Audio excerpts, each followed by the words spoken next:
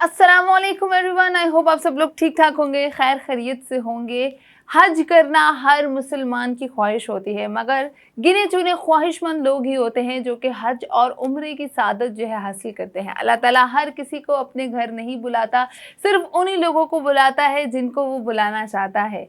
मगर आजकल के इस दौर में जब इतनी महंगाई है और पाकिस्तान इतने क्राइसिस से गुजर रहा है, हज और उम्रा के पैकेजेस दिन ब दिन महंगे से महंगे तर होते जा रहे हैं। तो इस दौर में वैसे ही गरीब आदमी 2 वक्त की रोटी अफोर्ड नहीं कर सकता, तो वो हज और उम्रा कैसे करेगा। मगर अल्लाह ताला ने एक हदीस बारी ताला में इरशाद फरमाया है कि अमालों का दार व मदार नीयत पर है। मतलब जो आप लोग नियत कर लें, और अगर आपने किसी चीज़ की नियत कर ली है तो या तो फिर अल्लाह आपके अमाल देखकर आपको बुलाता है, दौलत नहीं देखता। एक पाकिस्तानी नौजवान ने इस मिसाल को बिल्कुल दुरुस्त साबित किया है। उस्मान अरशद नामी लड़के ने पैदल हज का सफ़र अदा किया है, जिसका पूरी ड्यूरेशन उसको 6 माह 10 दिन लगे हैं। 6 माह 10 दिन में सऊदी अरब का सफ़र तय करने वाला उस्मान आज और मतलब एक हफ्ता पहले ही हज के लिए पहुंच चुका है, खाना काबा का तवाफ़ कर रहा है और वो खुशकिस्मत लोगों में से एक है।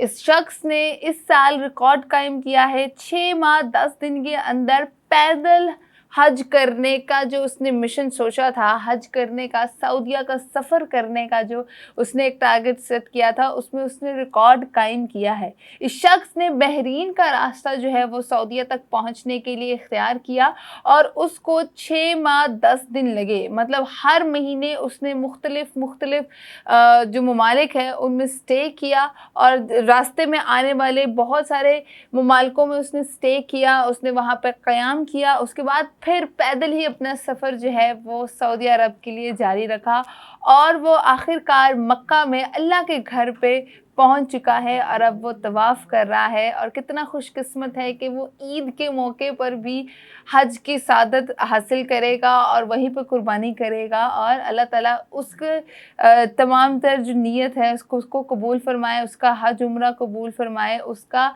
जो भी उसने कुर्बानी वहाँ करनी होगी उन सबको कबूल करे। मगर देखिए, यहाँ से पता चलता है कि कुछ भी इम्पॉसिबल नहीं है। अगर आप लोग हिस्ट्री उठा के देखें तो पहले वक्तों में भी लोग हज और उम्रा पैदल करने जाते थे। ना तो तब गाड़ियाँ होती थी, ना कोई एयरपोर्ट्स होते थे, एरोप्लेन्स होते थे, ना ही कोई और सोर्स और ना कोई और मीडियम होता था। लोग ऊँटों की सवारी करके पैदल ही एक तरह से सफ़र करते थे और हज की सादत जो है वो हासिल करते थे।